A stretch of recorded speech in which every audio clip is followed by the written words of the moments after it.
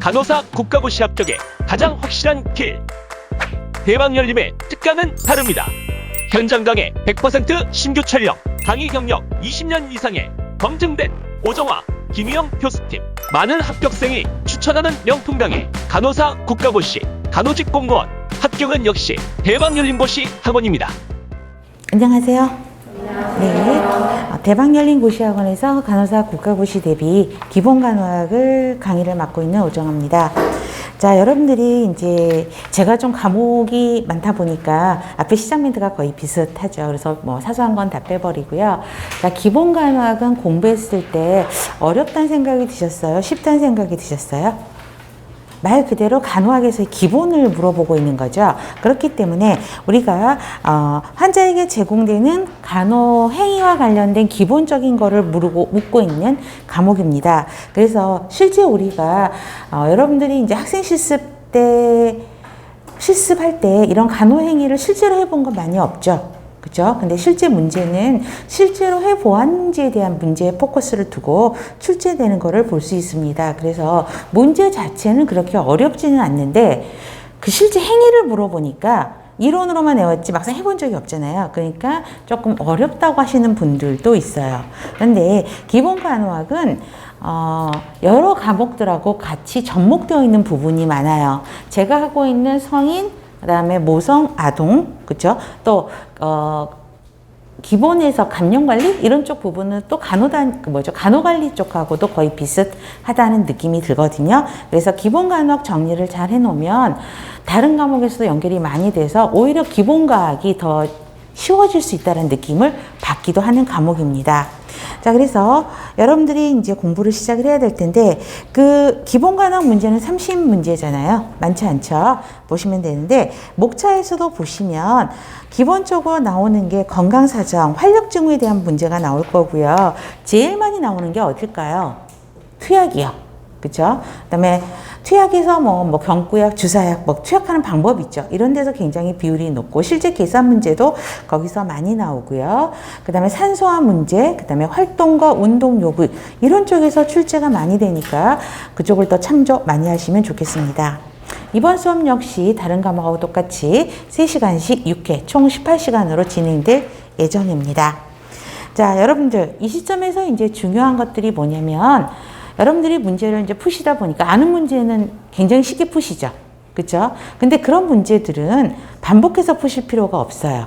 오히려 틀린 문제를 반복해서. 왜? 틀린 문제는 자주 틀리는 경향이 있기 때문에 개념을 확실하게 정립하지 않으면 또 틀리거든요. 그래서 틀린 문제를 내 것으로 만드는 과정이 굉장히 중요하고요. 그다음에 답가지 문항을 보셔도 왜 그게 틀렸는지를 알아야 그 다음번에 안 틀리겠죠. 그래서 답을 맞는 게 중요한 게 아니라 틀린 문항에서 왜 틀렸는지 그 원인을 찾는 게 더 중요하다고 생각하시면 될 것 같습니다. 자, 그러면 제가 할 일은 여러분들에게 굉장히 소화하기 쉽도록 아주 맛있게 반찬을 차려서 여러분들 앞에다가 식당 딱 반찬을 차려놨어요. 그러면 여러분들이 그거를 잘 씹어서 소화시키면 되겠죠. 그죠? 그 씹는 역할을 여러분들이 하는 거예요. 그 씹는 역할이 뭐다? 다른 말로 하면 암기를 해주셔야 되는 거죠. 그래서 가끔 가다가 어떤 학생들을 보면 못 씹어요. 그쵸? 너무 많이 들어와서 못 씹을 수도 있긴 하지만 너무 급한 마음에 급하게 막 하다가 보면 어떤 일이 벌어지죠? 체하죠. 체해서 구토 현상들이 일어나잖아요. 그래서 그렇게 뱉어버리시는 학생들이 있는 거를 가끔씩 보게 됩니다. 그래서 아직은 시간이 많이 있으니까 여러분들 아주 맛있게 차려놓은 반찬들을 천천히 드시면서 씹어가면서 소화시키는 과정은 여러분의 노력이라고 저는 생각을 해봅니다. 하실 수 있으시라고 생각을 하고요. 자, 기본간호학 문제를 들어가 보도록 하겠습니다. 자, 그러면 527페이지 보세요. 자, 활력증후에 대한 내용들이 나옵니다. 그래서 1번 문제가 체온에 대한 내용들이 나와서 체온을 정리했습니다. 옆에 유인물 같이 놓고 보시기 바랍니다. 자, 체온 측정 부위죠. 자, 우리 체온 측정 부위가 구강직장애가 고막이 있다라는 거, 이게 시험 문제 나오진 않겠죠. 가장 높은 온도가 어떤 걸까요? 직장이죠. 그쵸? 그래서 그러면 가장 낮은 거 액화. 그래서 외울 때 이렇게 외우셔도 되죠.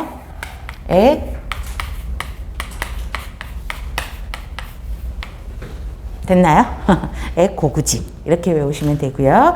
그래서 직장이 각각의 뭐 액화가 36도 4 이런데 그냥 36도 5 해도 돼요. 상관없어요. 0.5 차이로 그냥 계산하면 돼. 액화가 36도 4 이렇게 시험 문제 나오지는 않을 거거든요. 그렇기 때문에 0.5도씩 차이가 있구나. 이 정도만 이해하셔도 되고요. 가장 낮은 거는 액화, 그 다음에 가장 높은 거는 직장이라는 걸 보시면 되겠습니다. 자, 구강은 시험 문제에서는 근기 및 주의사항이 꼭 나옵니다. 그래서 그걸 기억을 하셔야 되는데 우리 수온체온계를 하죠. 그래서 깨물 가능성이 있는 사람한테 구강으로 주면 안 되겠죠. 깨물어 버리니까. 또 영아나 소아 얘네들은 입에다 주면 빨고 하잖아요. 그렇기 때문에 안 되고 의식 손상이나 구강 손상 대상자 입으로 호흡하는 사람은 입으로 호흡을 하기 때문에 체온이 더 올라갈 수가 있죠. 그 다음에 정신질환자들 같은 경우는 구강 체온은 금기입니다. 그 다음에 직장은 당연히 직장 수술한 환자한테 직장하면 안 되겠죠. 그건 첫 번째 땡은 안 해도 돼. 그 다음에 두 번째는 꼭 외워야 돼요. 심장질환을 갖고 있는 사람. 그러면 왜 심장질환을 갖고 있는 사람한테는 직장 체온을 하면 안 되냐라고 한다면 미주신경을 자극해서 오히려 심박동수가 떨어지는 상황이 벌어지게 됩니다. 그래서 이 두 번째 땡은 기억해야 되고요. 신생아에게 직장 체온을 재는 거는 직장 점막을 손상시킬 수 있다. 우리 신생아 아동에서 배웠었죠. 그래서 직장 체온 재면 안 되고 겨드랑이가 제일 안전하긴 해요. 그런데 액화로 제거되면 피부를 딱 이렇게 겨드랑이에 붙이고 있어야 되죠. 그렇죠? 그렇기 때문에 밀착성이 떨어진다는 특성을 갖고 있고요. 두 번째 땡 별표요. 전신 화상이요.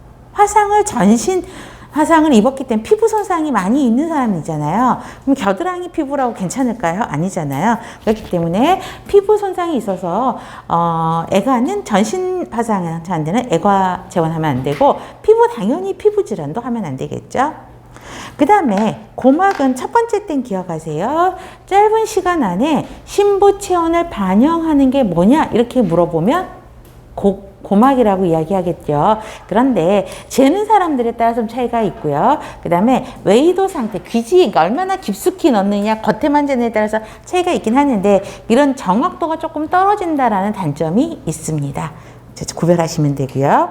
그 다음에 영향을 미치는 요인이라고 되어 있어요. 그러면 체온에 영향을 미치는 요인, 맥박에 영향을 미치는 요인, 혈압에 영향을 미치는 요인, 호흡에 영향을 미치는 요인 다 나옵니다. 각각의 항목별로. 근데 여기서 시험 문제 빈도가 굉장히 높아요.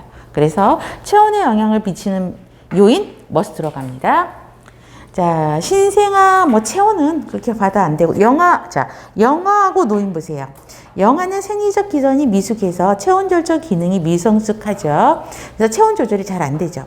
노인은 체온 조절 능력이 떨어져 있죠. 그래서 저체온이 있을 수 있습니다. 저희 어머님이 이제 그 캔서 수술을 받으시고 이제 집에서 있는데 자꾸 추워하셨나 봐요. 그래서 이제 저희 어머님을 저 여동생이 이제 아직까지 그 친구가 시집을 안 가가지고 이제 친정어머니 곁에서 같이 살고 있죠. 그런데 이제 그 여동생이 엄마한테 이렇게 말했나 봐요. 엄마가 자꾸 춥다, 왜 춥지? 막 이러셨나 봐요. 다른 증상은 하나도 없었는데 여동생이 그 이야기를 하셨대요. 엄마 암 환자잖아. 그래서 추운 거야. 이렇게 이야기를 한 거예요. 그런데 제가 하루는 전화를 했는데 추워 엄마? 엄마 좀 추울 수는 있지. 나이가 좀 있어서 그랬더니 여동생이 자기가 암 환자라고 그래서 춥다 그랬대요. 그래서 내가 암 환자여서 마음이 뭐가 문제가 있어서 추운 거니? 한기가 짚고 드는 거니? 그렇게 물어보시더라고요. 딱 그 말을 듣는데 저희 여동생이 엄마한테 잘못된 정보를 주신 거죠. 그렇죠? 물론 혈액계 질환이나 이런 빈혈이 심하신 분들은 저체온, 약간 체온이 더 많이 떨어지긴 하는데 저희 어머님 질환은 상관이 없거든요. 노인은 일반 성인에 비해서 체온 조절 능력이 떨어집니다. 그래서 약간 저체온 증상이 있죠. 그래서 보시면 됩니다. 그 다음에 호르몬이요. 호르몬의 변화가 여성이 더 심하죠. 그렇죠? 그래서 여성이 남성에 비해서 체온 변화가 훨씬 더 심하게 나타납니다. 또 특히 배란기요. 그 다음에 폐경기의 호르몬 변화로 인해서 체온의 변동을 야기합니다. 자, 배란기에는 어떤 호르몬의 변화로 체온이 약간 상승한다? 우리 모성에서 배웠죠? 프로게스테론. 그 다음에 폐경기에는 어때요? 에스트로겐이 중단이 되면서 얼굴이 자꾸 화끈거리고 그러니까 폐경기의 증상을 보이게 되죠. 그래서 이제 저도 그런 단계가 돼서 저는 굉장히 화끈거리고 덥거든요. 똑같이 이렇게 있는데도 남편이랑. 그런데 남편은 오히려 지금 에어컨 키는데도요, 남편은 되게 춥다고 자꾸 끌려고 그러는데 저는 자꾸 에어컨 켜도 덥다 자꾸 이렇게 이야기를 하거든요. 물론 비만인 특성도 있긴 하지만 그 여성의 호르몬 때문에도 그렇습니다. 그래서 체온의 변동을 야기한다고 보시면 되고요. 자, 여기 또 나오죠. 프로게스테론 동그라미. 그래서 이거는 모성에서도 나오지만 기본에서도 나온다라고 보시면 되고요. 우리 그때 0.5도씨 정도 올라간다라고 외우면 된다 그랬죠? 보시면 돼요. 그 다음에 아침에가 높아요? 오후에가 높아요? 그렇죠. 그건 안 외워도 되겠죠. 새벽이면 해도 안 떴을 때니까 당연히 낮죠. 그 다음에 스트레스를 받으면 교감신경계가 활성화가 됩니다. 그래서 체온이 올라가게 되죠. 그 다음에 환경 때문에도 영향을 미치고요. 자, 외부 온도가 체온 조절 영향에 미치게 되죠. 최근에 어제도 그렇고 이번 주는 굉장히 덥다 그러더라고요. 어느 지방이 39도까지 올라갔다면서요. 어제 뉴스를 보니까. 그래서 그 온열 증상으로 쓰러지시는 분들이 계시나 봐요. 그래서 그런 환경도 영향을 많이 미치게 되고요. 그 다음에 당연히 운동하면 체온 올라가죠. 그 다음에는 없네요. 자, 그런 것들이 영향을 미치는 요인입니다. 그래서 그 부분은 꼭 기억을 하셔야 됩니다. 자, 그러면 1번 문제 볼게요. 체온 조절의 중추는 시상하부다. 맞습니다. 그래서 시상하부 동그라미 하세요. 이게 또 간단하게 이렇게 단답형의 문제로 나올 수도 있고요. 짧은 시간 내 심부 체온을 반영하는 체온은 뭐냐? 체온 부위, 체온 측정 부위는 고마, 동그라미 해야 되고요. 정상적인 구강 체온은 그렇죠. 몇 도? 37도. 직장 체온이 0.5도씨 더 높죠. 그래서 3번이 틀린 거죠. 정상적인 구강 체온은 37도다. 애가 체온은 구강 체온보다 0.5도씨 낮다. 그렇죠? 그다음에 체온이 가장 낮을 때는 이른 아침이고 가장 높을 때는 오후 4시에서 6시다. 자, 이른 아침도 좀 막연하긴 이른 아침. 그렇죠? 새벽 아침 보면 됐습니다. 문제 전체 흐름과 다 맞는 말이죠. 답은 틀린 거를 고르려니까 3번입니다. 그 다음에 2번 체온 측정 부위 선정으로 옳은 것. 광범위한 화상 입은 환자에게 애가 체온 X죠. 의식이 손상된 환자나 정신질환자에게 구강 체온 X. 체온계를 깨물 가능성이 있는 영아나 소아에게는 구강 체온 금기. 직장 내 문제나 수술 환자의 경우 직장 체온 그렇죠. 하면 안 돼. 애가 체온은 안전한 방법이긴 하지만 피부와의 밀착성은 떨어지는 부위죠. 답은 5번. 3번. 체온에 영향을 미치는 요인에 대한 내용으로 옳은 것. 1번. 여성이 더 체온 변화가 심하죠. 그래서 틀린 문장. 그 다음에 두 번째는 그렇죠. 직장이 가장 높고 그렇죠. 이것만 갖고 놓으면 직장, 구강, 애과 이렇게 되는 거죠. 그 다음에 영아나 노인의 체온이 성인의 체온보다 일반적으로 낮죠. 배란 시 프로게스테론이 배출되면서 0.3에서 0.6도 체온 증가. 4번이 맞죠? 스트레스는 체온이 상승하는데 부교감 신경을 자극하는 게 아니고 교감 신경을 자극해서 나오는 겁니다. 자, 그 다음에 맥박에 대한 내용입니다. 자, 유인물로 갑니다. 우리 심박출량은 뭐죠? 하트레이트 곱하기 CO, 그렇죠? 카디옥 아웃풋이죠. 자, 이거는 하트레이트 곱하기 심박출량으로 가게 되는데, 자, 교감신경은 수축시킨다 그랬죠. 부교감신경은 이완시킨다 그랬어요. 그렇기 때문에, 자, 카디옥 아웃풋이 교감신경은 증가하게 되고, 부교감신경은 카디옥 아웃풋을 감소시키는 역할을 합니다. 자, 우리 정상 맥박수가 얼마죠? 우리 이건 기본으로 알죠. 우리 큰 소리로. 60에서 100. 빈맥은? 100회? 빈맥은 100회 이상이면 되죠. 160에서 180, 160이라는 100에서 180이라고 여기보다는 100회 이상 하면 되고 서맥은 60 이하. 그럼 기본으로 여러분 이거는 이미 머리에 있을 거예요. 실습하면서 바이탈 엄청 했으니까. 그 다음에 중요한 거는 약물이요. 그래서 디지탈리스요. 이거 꼭 별표하세요. 강심제죠. 그래서 이런 강심제를 쓸 환자에게는 맥박을 몇 분 간격, 그러니까 질문이 저거 이상하나? 몇 초 된다? 1분. 그렇죠. 네, 서맥을 일으킬 수 있기 때문에 맥박을 잴 때 30초만 재면 안 된다고요. 1분 측정한다라고 써놓으셔도 되고요. 그 다음에 운동선수도요. 자, 운동선수는 장기간 운동했죠. 그래서 심장이 너무 발달되어 있어서 심박출량이 많으면서 맥박수는 느려지게 됩니다. 그래서 운동선수는 스포츠형 심장이라고 이야기를 합니다. 그래서 이런 운동선수들은 맥박 자체가, 스포츠형 심장. 그래서 맥박 자체가 떨어진다라고, 정상에 비해서 조금 낮다라고 보시면 됩니다. 그 다음에 스포츠형 심장도 기억해 놓으시고요. 그 다음에 맥박 결손은 실제 문제 많이 나오는 것 중에 하나예요. 맥박에 뭔가 차이가 있다라는 거예요. 그러면 어떤 맥박하고 차이가 있다? 큰 소리로. 심천맥박과 요골맥박하의 차이가 있다. 원래 정상적인 사람들은 심천맥박하고 요골맥박을 각기 따로 재도 거의 동시에 재면 거의 동일해요. 비슷하거든요.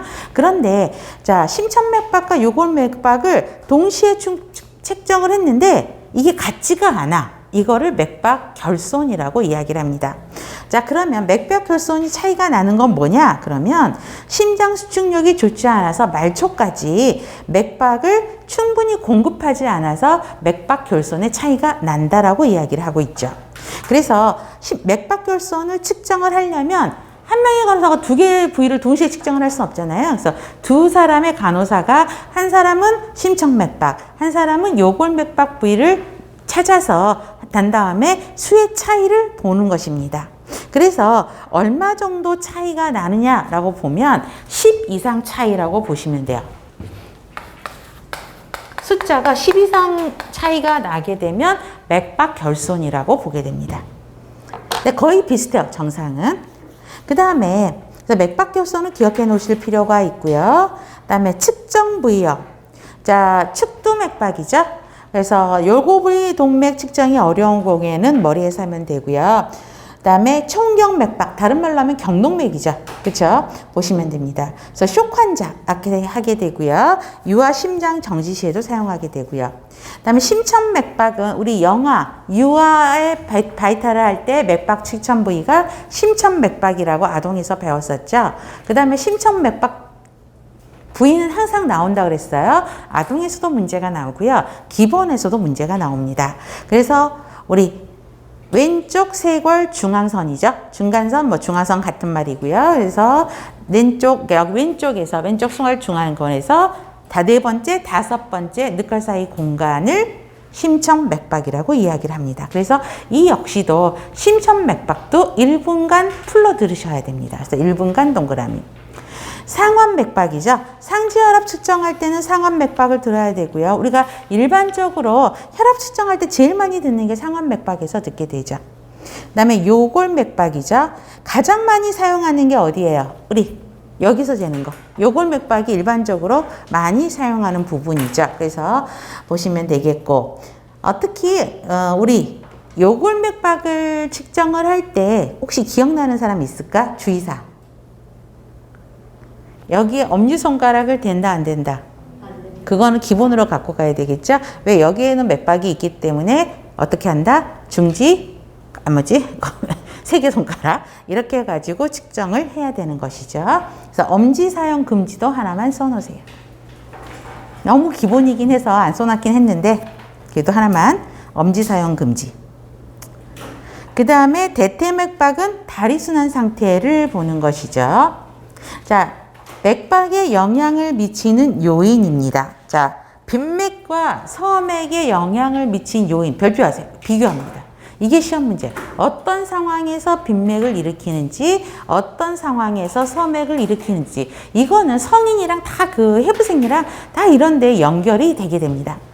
자, 연령이 많아질수록 맥박이 빨라지죠. 그 다음에 급성 통증과 불안이면은 교감신경 자극해서 맥박수가 올라가요. 그래서 아까 스트레스도 마찬가지죠. 여기 스트레스가 있나? 없네요. 자, 스트레스 받을 때도 불안하고 이러니까, 그쵸? 맥박수 증가하고요. 운동, 단기간 운동이에요. 그러면 우리 갑자기 100m 달리기 하면 막 맥박 빨라지죠. 보시면 되겠고, 열을 정유 따뜻한 거 갖다가 핫백해주고 이러면 올라가게 되고요. 그 다음에 출혈이 있을 때, 혈액 손실에 의한 혈압 하강이란 말은 출혈이죠. 있을 때는 맥박이 올라가고요. 그 다음에 열났을 때는 올라가죠. 그 다음에 혈액 내에 저산소혈증이 있을 때는 맥박이 다른 사람들에 비해서 올라가고요. 약물은 좀 기억하셔야 됩니다. 에피네프린, 아트로핀 약물은 빈맥을 일으키는 약물입니다. 그 다음에 갑상선 기능 항진증의 질환을 갖고 있는 사람은 빈맥이에요. 근데 어렵지 않아. 그 서맥의 밑에도 한번 봐보세요. 갑상선 기능 항진증은 항진이잖아. 그치? 그러니까 빈맥이야. 그런데 갑상선 기능 저하증은 상대적으로 서맥이죠. 외우기 어렵진 않죠, 두 개는. 응? 근데 이거 시험 문제예요. 갑상선 기능 항진증이냐, 갑상선 기능 저하증이냐, 그래서 빈맥이냐, 서맥이냐 물어보게 됩니다. 자, 그러면 서맥 보세요. 남성이 여성보다 느려요. 그 다음, 체격과 체형, 키가 크고 마른 사람이 키가 작고 뚱뚱한 사람보다 느리게 갑니다.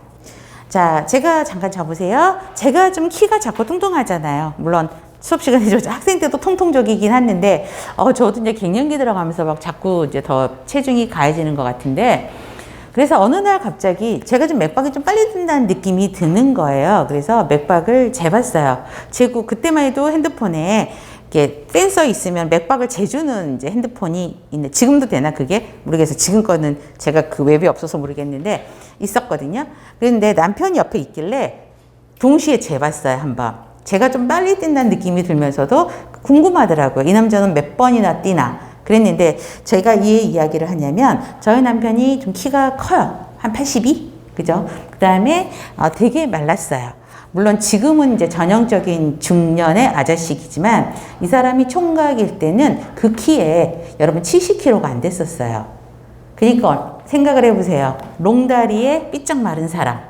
그쵸? 그 다음에 숏다리에 통통한 여자가 만나서 극과 극인, 외모로는 극과 극인 사람이 만나서 결혼을 했어요. 근데 저희 애들이 특이하게 나왔어요. 큰애는 아빠 유전자를 그대로 가져갔어요. 근데 문제는 아빠의 좋은 점, 롱다리와 엄마의 비만인자가 합쳤어요. 그러면 큰애는 키가 아까 제가 수업 시간에 했죠. 185인데 거의 90에서 100kg 해요. 특이한 거, 군대 갔는데 더 쪄서 나왔어요. 하여튼, 그러니까 집에 가면 산적이 하나가 있는 게 제일 큰 놈이에요.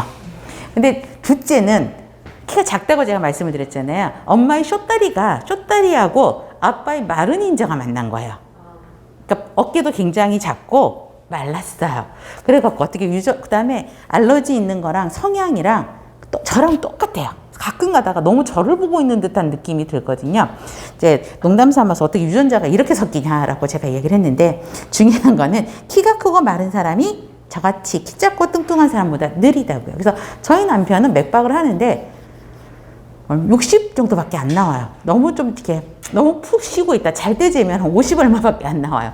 근데 저는 80 얼마밖에 뛰거든요. 그러니까 막 흥분하면 90박 올라가요. 그래서 처음에는 제가 병 있나? 막 이랬었거든요. 근데 절대 그게 아니라는 거죠. 그렇죠? 기본적으로 여자가 더 빨라요. 그 다음에 키가 작고 뚱뚱한 사람이 더 빠른 거죠. 그래서 보시면서 정상이지 이렇게 보셔야 돼요. 그 다음에 아까 두 번째 빈맥에서 급성 통증과 불안은 빈맥을 일으킨다 그랬죠. 그런데 조절되지 않는 심한 통증과 만성 통증이요. 그렇죠? 우리 이거 성인에서 했었지 않을까요? 그렇죠? 그래서 이 사람 계속 통증을 갖고 있어요. 그 다음에 만성 통증이기 때문에 얘네들은 부교감 신경을 자극해서 오히려 맥박을 떨어뜨리는 역할을 하게 됩니다. 구별하셔야 되니까 말씀을 드린 거고, 단기간의 운동은 빈맥이에요. 그렇지만 장기간의 운동, 여기서 장기간의 운동은 스포츠형 심장을 이야기를 하는 거거든요. 그렇기 때문에 서맥을 유발합니다. 그 다음에 연령 증가 시 죄송해요. 여기 빈맥 위에서 아까 빈맥 연령에서 연령이 증가 시 맥박이 느려진다. 서맥에 또 나오긴 했죠. 그런데 여기서 연령 증가 시는 유아에서 어른으로 올라갈 때는 맥박이 올라가게 되죠. 근데 성인에서 노인으로 들어가게 되면 맥박이 조금 떨어져요. 그 차이를 보시면 돼요. 그래서 서맥에서 연령은 연령 증가 시 맥박이 느려진다는 것은 성인에서 노인기로 넘어갈 때를 이야기하고 있습니다. 그 차이예요. 그 다음에 약물은 변표하세요. 강심제 디지탈 리스가 서맥을 일으킨다라는 거 기억 꼭 하셔야 되고요. 똑같죠. 디지탈 리스가 결국은 강심제 종류죠. 그 다음에 갑상선 기능 저하증이냐 갑상선 기능 항진증이냐에 따라서 빈맥, 서맥 나눠지게 됩니다. 그거 구별하시면 됩니다. 그 다음에 4번 운동선수에게 있어서 서맥이 나타나는 이유 바로 나와야지. 4번이죠. 장기간의 운동으로 심장이 발달하여 심박출량이 많기 때문이다. 맞습니다. 자, 25번 20세 남자가 오토바이 사고로 응급실로 왔는데 출혈 심하고 의식이 없어요. 호흡도 없어요. 맥박 측정 부위. 자, 그렇죠. 이 사람이 가장 핵심이 뭘까? 의식하고 호흡이 없대요. 자, 블리딩이 너무 심하니까 쇼크에 빠지면서 의식하고 호흡이 없는 거죠. 그러면 가장 좋은 측정 부위가 경동맥이죠. 왜요? 경동맥은 중심순환하고 거의 가깝게 위치하고 있기 때문에 가장 잘 만져지는 부위가 경동맥입니다.